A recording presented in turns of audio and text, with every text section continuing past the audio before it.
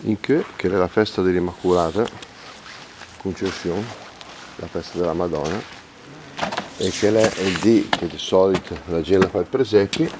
Abbiamo vedere la mostra di presepi. Ecco qui la mostra dei presepi nella parrocchia di Dugnano,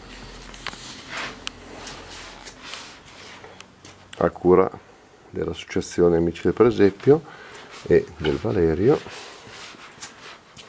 e dei volontari che hanno aiutato.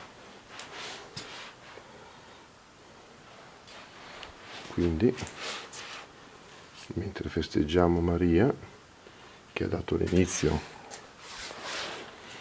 ha permesso di dare inizio alla storia della salvezza, e secondo la tradizione si fa il presepio proprio oggi, in cui si fa il presepi, invidum a venire chi, perché fino all'Epifania sarà aperta che la mostra chi,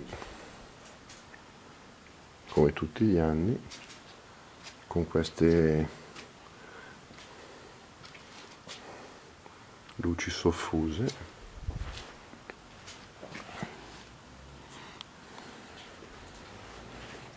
Questa è solo la prima presentazione, poi magari faremo una cosa più dettagliata se avremo tempo, però nel frattempo guardate che belli questi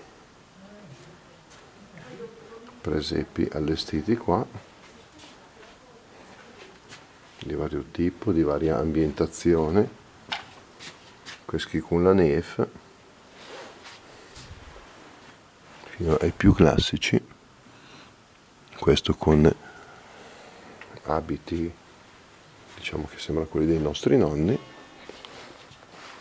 e tanto che sono nei Ur che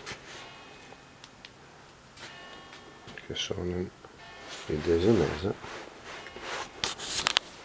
che anche il mercatino, perché io il Bosman che è un progetto fa un regalino. Vi saluto in tutti e vi auguro buona festa dell'Immacolata e buona preparazione al Natale. Ciao a tutti!